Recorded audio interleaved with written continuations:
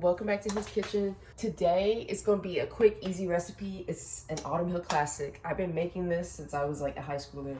They are the Martha White muffins. Love her. That's mother. Yes, the Martha White chocolate chip muffins. And today's topic is worthiness. Now, before we get into it, this is literally the easiest recipe of anything. Like, you just pour the mix in the bowl, a half cup of milk, any kind of milk, and then you literally put it in the baking cups and pop it in the oven. That's it. Oven is on 400, usually 14 to 16 minutes, but this oven is so fast, I've only put it in for 12. So yeah, here we go. Okay. That's so dramatic. Okay, anyway, as I've gotten older, I kind of realized that worthiness is like a silent killer. Like, if you do not have that, it ripples through every facet of your life.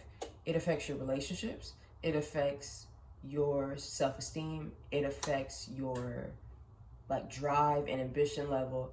And it definitely affects like your day-to-day experience. All in that one word, worthiness. As I was thinking about it, like leading up to shooting this, I was like, you know, so many people struggle with worthiness, but don't think they do because of where they fall in the journey. Because I realized when we think worthiness or someone feeling unworthy is usually the people who are at the bottom of the mountain and don't feel like they could ever get to the top or that they could ever get the miracle or testimony or blessing. There are people who obviously are at that low place and need to be encouraged, but I also think there are people who are on other ends of it without knowing, and they are like about to like have their mind opened. So obviously the elephant in the room is you are worthy. Like, if nobody's told you that recently, you are worthy. This portion is for the girls, again, whose self-esteem is low. You are fearfully and wonderfully made. You are that girl. Even if you don't feel like you look like it, sound like it, talk like it, move like it. It is true. Whether you're Christian or not, a huge element of Christian culture is like seeing you the way God sees you. It is not that you're delusional. It is not that you feel like you have no flaws, no issues, no struggles. It's the fact that like you are loved in your brokenness and you are loved in your wholeness. And so you're like okay with both. Like, you can hold space for both in real time. When you're struggling with worthiness, that's hard to grasp, that you're actually loved now. Nothing changing in your life would make you more or less loved. And I'll never forget hearing one time in worship, it was like a prayer service, and the person was just like, God will never love you more than he does right now. And I was like, oh, like it took me by surprise. But when you think about it, it's actually true, because if you're loved unconditionally, then it doesn't matter what you wear or didn't wear, how you do or don't style your hair, what your grades were, you know, what your relationship status is. Like, to know that you are loved at maximum capacity, no matter what happens, and that like you're gonna be okay. And that love is meant to sustain you regardless of who comes and goes from your life, regardless of what your circumstances are, is a very beautiful thing. Psalms 139:13, the one that's like, you knew me in my inmost being, you knew me before I was in my mother's womb.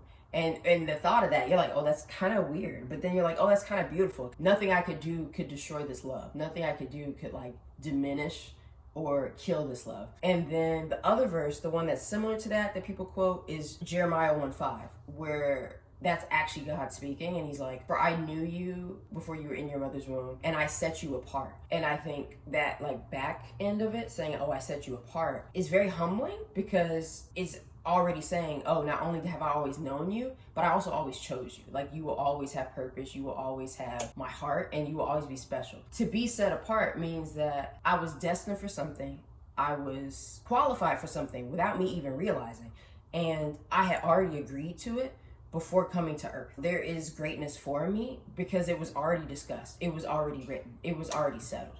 And you're like, oh, like, well, okay then, maybe so. Like, that's a beautiful thing to sit with. It really goes to the cup analogy. I don't even know where I first heard this, but if you really have self-love, you should always have something in your cup. You should never have an empty cup. Not only can you not pour back into others, but your cup will always be lacking. Like, it will always need more than everybody else's, because it's running on empty. It has nothing in it. But if you're practicing self-love and like, know that you're worthy, know that you're deserving, know that you know, have amazing things ahead of you, and that like the messages come in your life, like if you actually are on board for you, then lo and behold, there's something in your cup, and you can actually keep up with all the other cups, because all the other cups have something in their cup.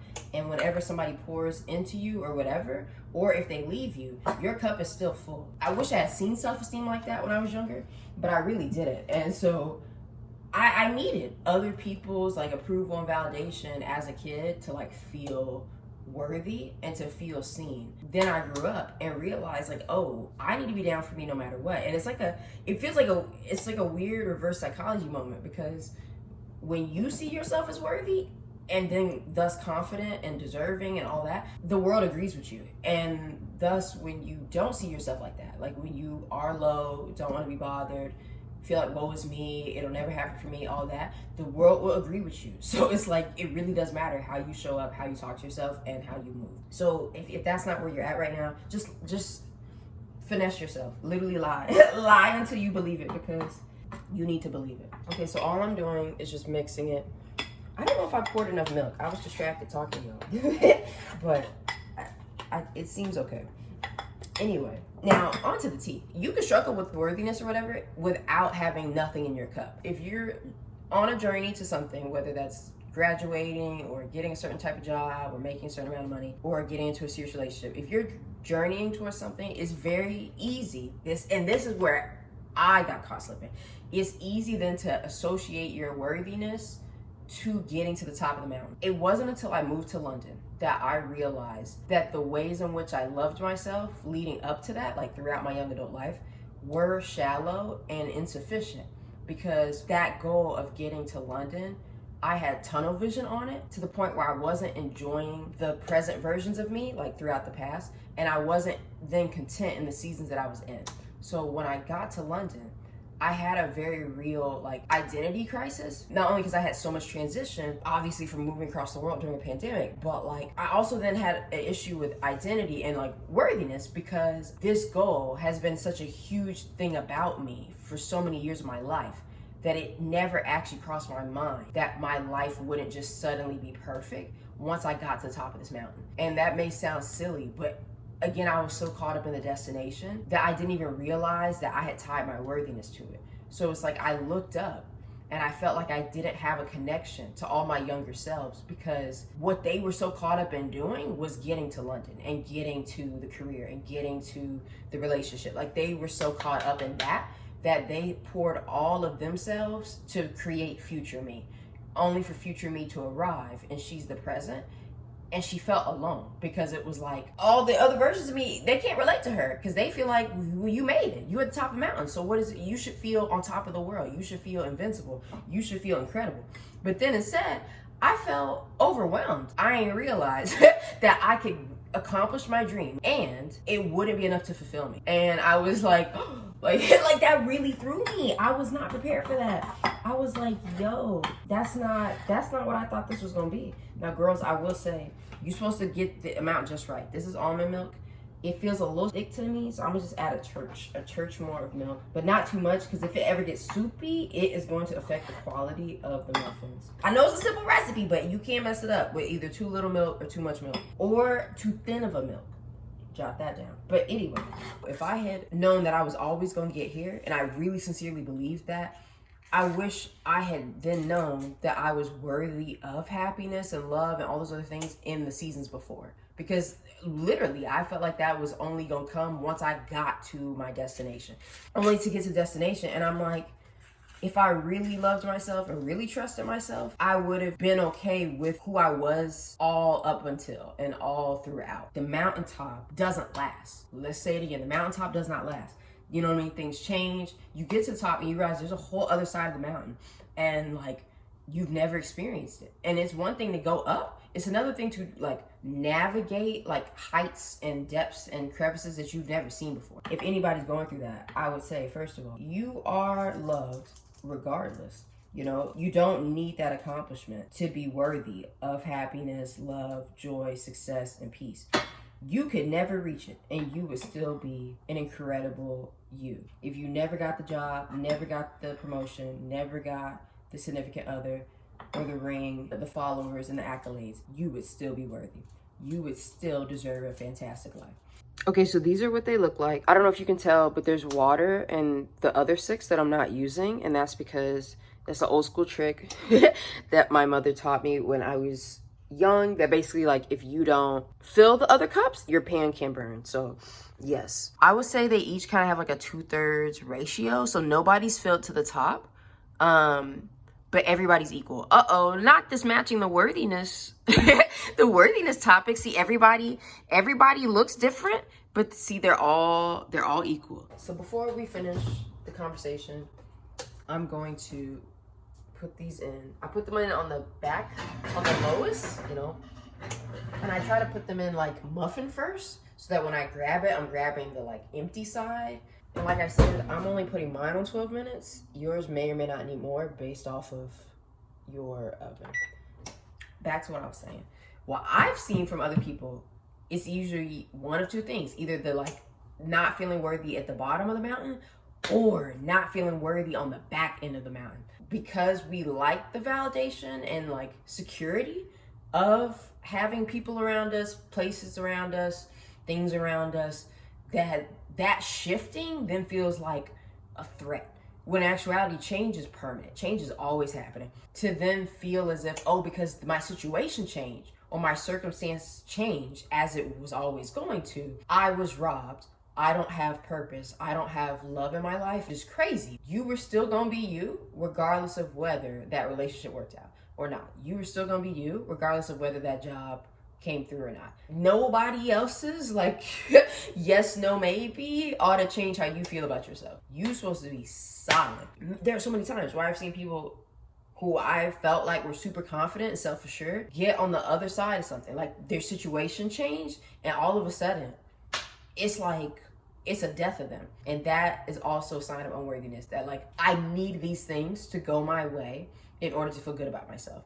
I need these things to stay like static and solid and immovable in order for me to feel good about me. That is very dangerous territory. That self-love and that like joy about life and zest about your future, but also contentment, right, and all that, that cannot be circumstantial. Baddies know, because when you run up on somebody who's going through this, to you, you're like, oh, but girl, you're still you. Like, you know what I mean? You look great. Like, you know what I mean? You have so much going for you. Like, you're already like on the other side of it. You're like, yo, no, you're gonna be fine. And they are really shut down, like shut all the way down. If you really feel worthy, like, you know, you secure in yourself, you know you're loved, you know you're chosen, you're your own best friend, you know that like God has plans to prosper you, not to harm you. You know what I mean? Shout out to Jeremiah 29:11. If you really believe that, nothing can change it. You know what I mean? You're secure. Like the seatbelt is on. A lot of people can feign worthiness and confidence because the actual mentality is, oh, everything's going my way, so now I love myself. Or I'm getting what I want, I'm going where I want, at the pace I want, how I want, so I'm now lovable. And if that changes, it's like, it is KO, okay? Like, it's not a good look. The person just like, oh, like what is it, the statue, the like thinking man, is very that, where it's like, oh, I can't go on, because now that this has changed, I can't be me, I can't exist, I can't be happy, I'm not gonna be loved. And you're like, what? Who told you that? Who said that? What really changed it for me, where I was like, oh no, like worthiness is a place you gotta like stay at no matter what. Seeing Christine Kane speak in person, she was talking about how much shame she felt having always like, or having had a long period in her adolescence where she was like sexually abused by a lot of different men in her life. And I'll never forget, she basically was like, shame is something you're taught and something you acquire. It's not inherent in you. She was basically talking about how in the Bible, when like Adam and Eve fell from grace, like they like, you know, they suddenly had this awareness, right, that they didn't have, and all of a sudden they had these insecurities that were not there before. Their perspective changing gave them insecurities. And so it's basically like, if your perspective could change to give you insecurities, that means your perspective can change to like address them and to like get free of them. The first thing that God says after they cut up, like after they've eaten from the tree of knowledge, and they started running and getting scared, naked and afraid, he was like, where are you? Which is wild, because again, God knows everything. So for God to be like, where are you? There had to be some self-awareness to like accept, oh, this is what I've done, this is where I'm at now. I'm pretty sure the next thing God said was like, who told you that? And she just took the whole message out of that, basically being like, who told you that? Who told you that you were unworthy? Who told you you were ugly? Who told you you weren't deserving? Who told you you would never be anything? And it was like, the moment she started like going there, I was like, you're right. And like my good sister Selena Gomez said, who says you're not perfect? Who says you're not worth it? Like, who says you're the only one that's hurting? Like, again, like, it's like when you really think about it, you're like, actually, who says? Y'all spilled a little bit. When the serpent was preying on their downfall and got in Eve's head, he just started like asking her questions. Like, he was like, oh, did God really say? And like, oh, surely you won't die. It just took a little bit just to like shift, and then the whole thing gave way, you know? And I feel like our self-esteem and our sense of self is just like that. Where if something get a foothold and you let it get a little ground, you just gonna go all the way out. Like, and you got, so again, it's like you gotta stay sober-minded, you gotta stay vigilant, you gotta stay guarded. Where again, no matter what's going on around you, like outside of you or in front of you or behind you or beside you, you are solid. Like, you are still rooting for you, you still believe in you, you still love you, and you're still here for you, like all the time. Like nothing can ever change that or break that. I was not inherently there. It took a long time. Like, I don't feel like I really reached that till like maybe 24. And even then, it shifted once I moved to London. So, and then I moved to London when I was 26. It was like a process to realize that like, oh, no matter where I'm at, on the mountaintop, whether it's the bottom, in the middle, up, top, middle, down, or down, like I'm still worthy. And I kind of feel like everything I went through in 2022 solidified that. And realizing, oh, I still have to live. I still have to love myself, and I still have to like move forward regardless of what that mountain was in my life. That's where the work begins. That, oh, I gotta do this all over again. Like there's always going to be a mountain. And now y'all know where I'm going with this. My good sis, Miley Cyrus, she told us in the climb, and we didn't believe her, but it's true. There's always gonna be another mountain, and I'm always gonna wanna make it move. Now I'm forgetting the next line. Sometimes I'm gonna have to lose, right? Doesn't matter how fast I get there. Doesn't matter what's waiting on the other side. It's the climb. See, I thought it was like a great song, you know, when it came out when I was a lot younger. But then once I got older, I was like, no, that's the word right there. If you see your life in mountains, right, they will come and go. But who you are is gonna stay. And it can change and evolve, right? But your belief in yourself and your worthiness can't be based on the mountain or your position on it, period. Now see, this is what I'm talking about, where I'm like, oh, you gotta watch it, because again, my Muffins, she weren't in there that long, and she came out as Muffins of color. She's a POC, like MOC, like they're very tan. Sometimes they come out kind of pale, other times they get a little brown, but it's cute.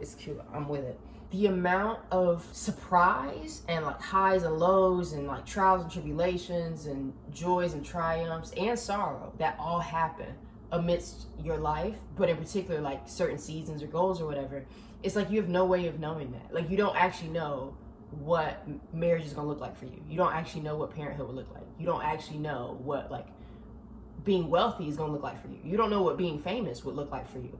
And it's like, to be rushing to get there, needing your worth to be tied to that, only to get there, and it's gonna be a whole new set of realities that you don't have any like frame of mind for, that you didn't have any way of like predicting or like controlling, will really make you say, you know what, I'm good. Like, when it happens, that's great, but that's not enough to like make me hate my current self. Like, I'm always worthy of love. When I'm a finished product, when I'm an underbaked product, when I'm a product needing some new ingredients, a product needing less ingredients, or when I'm doing something from scratch, or when I'm remixing what I've already thought I finished. Like, I'm still worthy. I still will be me, and being me is valid. Being me is the most important job I have. Like, that, woo, like... That's what they pay the good money for, girls, is to realize that. So you just got it for free. Can you believe that? Like, can you believe that somebody gave you this for free on a video shot on an iPhone 10 in the middle of Atlanta with low lighting, but in a cute monochrome, on a, you know, monochrome blue fit. Like, they gave it to you for free. You know, don't fire your therapist. I never said that. I never said that. But maybe sit on that. Take it to her. Make it seem like, you know, you discovered it on yourself. Like, you know what I was thinking about, well, since the last time I saw you. You know, it's like being me is the most important job I ever have. Y'all can steal it from me. I won't be mad. I'm not monetized, so I'm not allowed to be mad. But anyway, thank you for watching. And sorry if this video's too long, but also not sorry, because maybe this really set somebody free. So there's also that. Anyway, I'm gonna try this muffin. I don't want them to get cold, and I don't want to waste y'all's time. Fantastic. We've been new. We've been new. Thank you so much for watching. Please like, comment, share, subscribe, which I haven't been saying before. I don't know why, but anyway, that still matters. Please don't get it twisted. That does matter. I hope y'all have a fantastic week, and I will see you next week.